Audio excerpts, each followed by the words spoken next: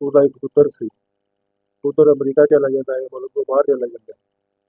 ਪੁੱਤਰ ਕਈਆਂ ਸਾਲਾਂ ਦੇ ਬਾਅਦ ਮਾਂ ਨੂੰ ਮਿਲਣ ਆਉਂਦਾ ਹੈ। ਜਦੋਂ ਮਾਂ ਨੂੰ ਮਿਲਣ ਆਉਂਦਾ ਹੈ ਤੇ ਮਾਂ ਨੂੰ ਮਿਲਣ ਲੱਗ ਜਾਂਦਾ ਤੇ ਮਾਂ ਸ਼ਾਇਦ ਸਾਡੀ ਆਖਰੀ ਮੁਲਾਕਾਤ ਹੋਵੇ। ਅੱਛਾ, ਉਹ ਕਿਉਂ ਸਰ? ਉਹਨੇ ਆਪਣੀ ਮਾਂ ਨੂੰ ਦੱਸਿਆ ਕਿ ਮਾਂ ਮੈਨੂੰ ਕੈਂਸਰ ਹੈਗਾ। ਡਾਕਟਰਾਂ ਨੇ ਕਿਹਾ ਕਿ 1.5 ਮਹੀਨੇ ਬਾਅਦ ਉਹਦੀ ਡੈਥ ਹੋਈ। ਉਹ ਮਾਈ ਜਿਹੜੀ ਉਹਨੇ ਆਪਣੇ ਕਮਰੇ ਦੇ ਵਿੱਚ ਖਾਲੀ ਕਮਰਾ ਤਿਆਰ ਪਾਈ ਸੀ, ਥੱਲੇ ਦੀ ਕਿਤਾਬ ਰੱਖਿਆ ਹੋਇਆ ਸੀ। ਅੱਛਾ, ਘਰ ਉਹਦਾ ਜਿਹੜਾ ਸੀ ਉਹਨੇ ਕਿਰਾਏ ਤੇ ਦਿੱਤਾ ਹੋਇਆ ਸੀ, ਜਿਹਦਾ ਗੁਜ਼ਾਰਾ ਕਰਦੀ ਸੀ।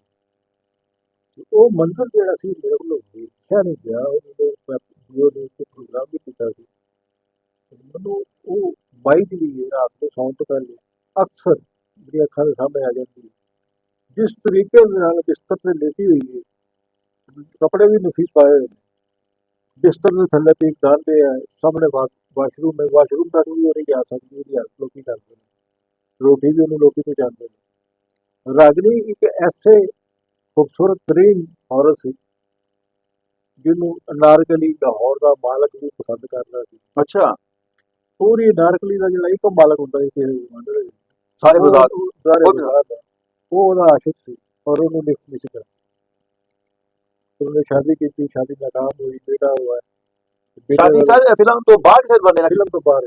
ਅੱਛਾ, ਫਿਲਮ ਤੋਂ ਬਾਹਰ। ਤੇ ਰਾਗਨੀ ਦੀ ਕੋਈ ਮਸ਼ਹੂਰ ਫਿਲਮਾਂ ਦੇ ਬਾਰੇ ਦੱਸੋ। ਰਾਗਨੀ ਦੀਆਂ ਬੇਸ਼ੁਮਾਰ ਫਿਲਮਾਂ ਨੇ। ਵਾਲਾ ਸਾਹਿਬ ਦੇ ਨਾਲ, ਨਹੀਂ ਮਾਸ਼ੂਮ ਸਾਹਿਬ ਦੇ ਨਾਲ ਇੱਕ ਸੀਨ ਸੀ ਉਹਦਾ,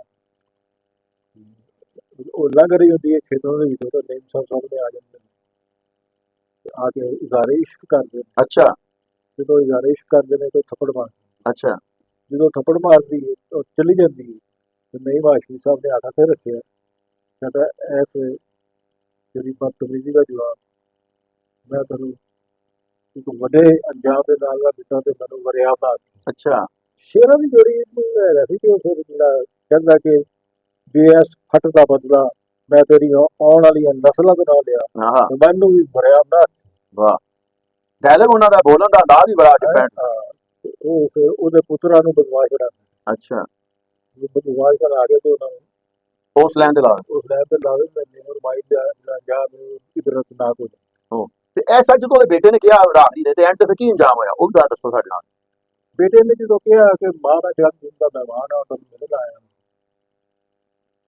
ਉਹਦੇ ਬਾਅਦ ਰਾਗਨੀ ਦਾ ਜਿਸ ਕਮਰੇ 'ਚ ਗਈ ਸੀ ਉਹਦੇ ਇੱਕ ਅਲਮਾਰੀ ਬਣੀ ਹੋਈ ਸੀ। ਅਲਮਾਰੀ ਦੇ ਉੱਤੇ ਸੰਦੂਕ ਰੱਖੇ ਹੋਏ ਸਨ ਔਰ ਮੈਨੂੰ ਉਮੀਦ ਨਹੀਂ, ਯਕੀਨ ਹੈਗਾ ਉਹਨਾਂ ਜਿਹੜੇ 3-4 ਬੈਡ ਸਨ ਉਹਦੇ ਬੇਸ਼ੁਮਾਰ ਪੈਸੇ ਹੋਣਗੇ, ਕਿਉਂਕਿ ਪੂਰੀ ਪਾਰਟੀਸ਼ਨ ਦੇ ਕਰੀਬ ਜਿਹੜੀ ਔਰਤ 1 ਲੱਖ ਰੁਪਈਆ ਮੁਆਵਜ਼ਾ ਲਵੇ ਫਿਲਮ ਦਾ, ਉਹਦੇ ਕੋਲ ਪੈਸੇ ਤਾਂ ਬਹੁਤ